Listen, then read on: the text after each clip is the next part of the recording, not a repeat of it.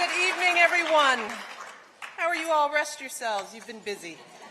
I understand it's been a long day, but it is a pleasure to be here with all of you tonight. Of course, I want to start by thanking Io for that very kind introduction. And I have to say, she is an outstanding businesswoman, because I walked in the back, I met her, we took a picture, and she said, "You have to try one of my bean cakes." And they were all laid out, and let me tell you, they were delicious. Oh, my goodness, good job. And I was hungry, too, so it hit the spot. I haven't eaten yet, but we're also impressed with everything she's achieved and everything she will continue to achieve in the years ahead. So let's give Io a round of applause.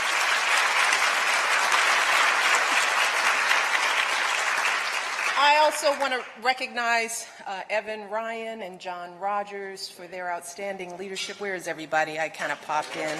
Hi, how are you? Yay, thank you all for the work you've done and for being here today. And of course, I want to give a huge thank you to everyone who made the United States of Women Summit such an incredible success. Thanks to everyone. Oh, yeah.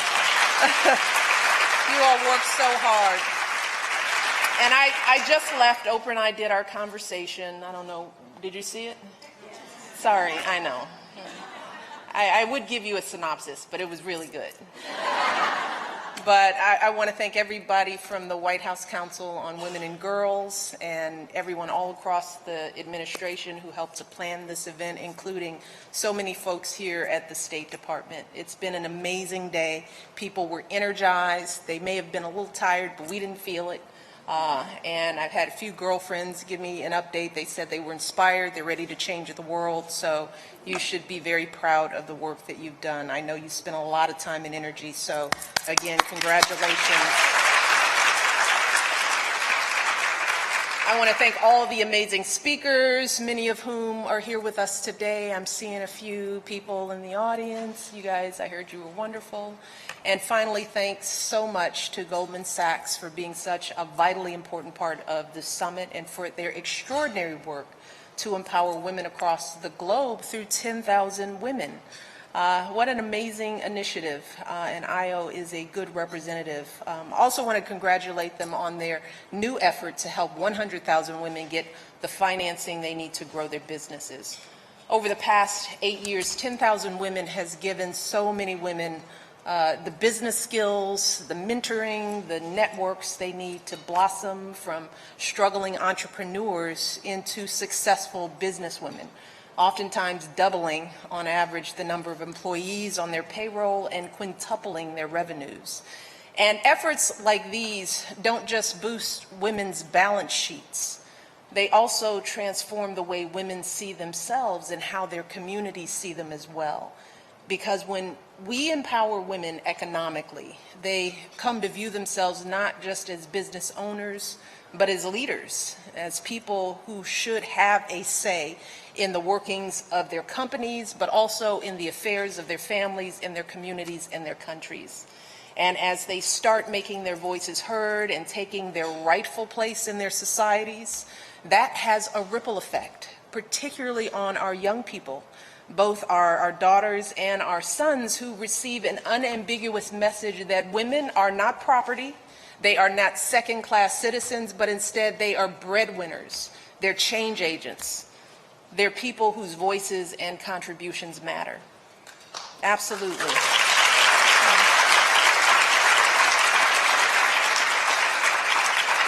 And really, more than anything else, that is the idea behind the work that I've been doing as First Lady through Let Girls Learn, to help adolescent girls worldwide go to school, because I know what these girls have to offer. We all know.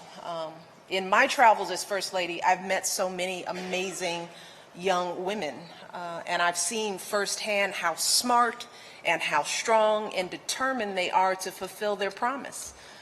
But as we all know, so often they face such overwhelming obstacles to just getting an education: poverty, opposition from their families, cultural practices like female genital mutilation and forced child marriage. And girls in conflict situations face barriers that many of us couldn't even begin to imagine: unbearable instability, horrific violence, the loss of loved ones, barriers that often make it nearly impossible for them to get the education they need. But we all know that whether or not these girls go to school, not just primary school, but secondary school and beyond, I want to emphasize that will absolutely determine how they grow up, who they'll be, whether they grow up healthy, whether they can provide for themselves and their kids, whether they can take advantage of programs like 10,000 Women and chart their own course in the world. And that's why through Let Girls Learn, the U.S. government has been investing in girls across the globe, providing scholarships and leadership training, building bathrooms for girls at school, taking on issues like female genital mutilation and forced child marriage, and so much more. And since we launched Let Girls Learn, dozens of major companies and organizations have come forward to support this work. And tonight I am thrilled to announce a number of amazing new commitments from private and nonprofit sectors. These are big, bold commitments that will have a real impact on the girls around the world that we're trying to help. For example, CARE. We all know CARE. It's a wonderful organization that fights global poverty. They're going to be providing intensive schooling for girls. Yay for CARE.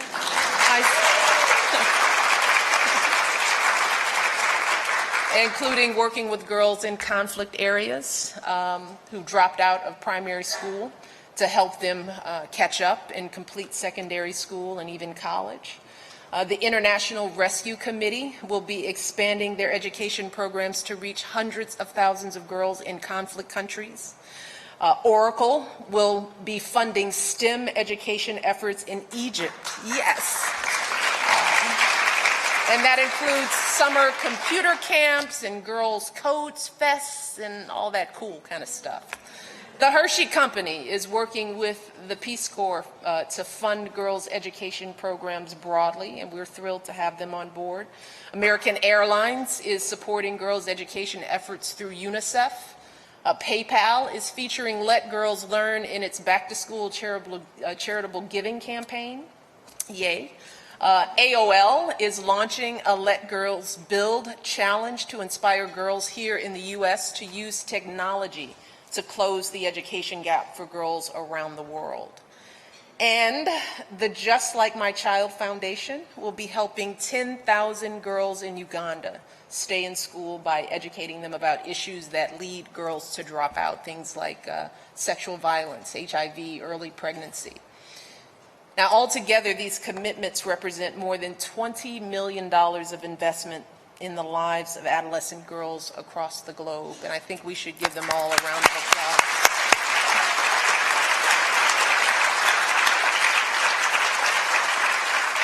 This is the kind of wonderful work we can do and be inspired by. These new efforts will have a ripple effect far beyond the girls who are impacted directly, because we've seen time and again that when educated girls grow into successful women, they don't just pat themselves on the back and enjoy the fruits of their success. No, as they should, they reach back and they help other women and girls along after them. And I could give you so many examples to illustrate this point, but tonight I'm going to share just one. Of course, we've heard Ayo's story. But there's another story of a woman who is here with us tonight at this dinner, Shiru Waithaka. Shiru, where are you? Because I didn't get a chance to meet you. Hi, sweetie, how are you?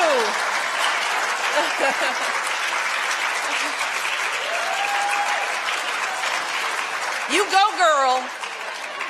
Shiru is from Kenya, so we're family. Shiru started a business called Fun Kids with a Z to create furniture, accessories, and educational tools for children that are based on African stories. Yes, that's you.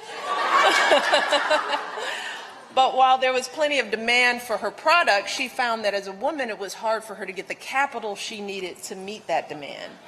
But then thanks to a business loan that 10,000 Women provided, Shiru was able to double her production capacity, hire new employees, and start selling her products around the world. And Shiru didn't just sit back and enjoy her success. Instead, she stepped up and founded a program for kids from struggling families to teach them about innovation and technology, and she's already reached more than 350 children. So there you go. There you go. She will come up here.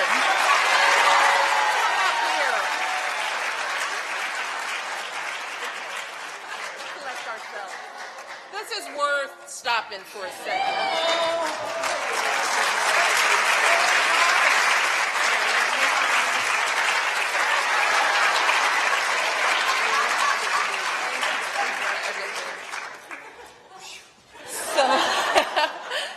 As we've seen time and again, women and girls who are out there working, they're truly force multipliers, spreading opportunity through their families and communities, and not just by creating programs and nonprofit organizations, not just by hiring other women, but also serving as role models themselves. And when girls and boys across the globe see their mothers and grandmothers and their aunts and their sisters creating their own products and running businesses to put those products out into the world and taking control of their own destinies with the money they earn, well, that's a whole new model of what it means to be a woman. And it's a whole new paradigm for these kids to grow up in. That is the power of the dreams that it will take for our kids to embrace themselves and to do great things in the world. And I can't even begin to imagine the impact that so many of you will have as you continue your efforts to lift up women and girls here in America and around the world. And I'm excited about the impact that we can have together through Let Girls Learn as we keep expanding our efforts to more villages, to more schools, and more girls who are hungry to learn and bursting with promise. Because while my time as First Lady may soon be coming to an end, I shouldn't say may, it is soon coming to an end. Let's not, get that confused. When it comes to the issue of global girls' education, believe me, I am just getting started. I intend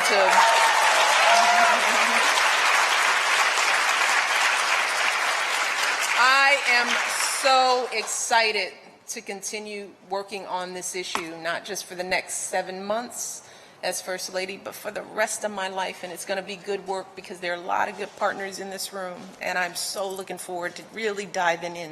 And I hope that every single one of you here will join me in this work if you haven't already. If you're a leader in a company, I hope you will make girls' education a priority in your philanthropic efforts like so many of the companies have done here tonight. If you're a nonprofit organization, I hope that you'll get engaged in this issue or expand the work that you're already doing or find others to join in.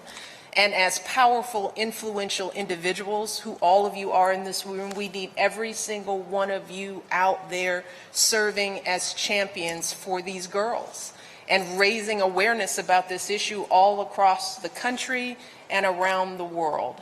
Your voices and your platform can make such a transformational difference for these amazing young girls, and many of us have met these girls. We have spent time with them. We have seen them fighting for every bit of opportunity that they have. They don't take anything for granted, and they deserve our help. And tonight, I want to end as I started, really by thanking you. Thanking you for helping lead this movement, because many of you were doing this long before anybody knew anything about Michelle Obama. Thank you for the work that you're doing for girls across the globe. Thank you for devoting your resources and your expertise and your passion to help women and girls pursue their ambitions and fulfill their dreams. I am always inspired when I come into a room like this and when I meet these amazing women. I'm inspired by everything you all achieve, and I can't wait to see everything that we'll continue to achieve in the years ahead. So thank you all. Enjoy your dinner. You've earned it. Are you eating? Good for you. You all, thank you so much. Have a great night.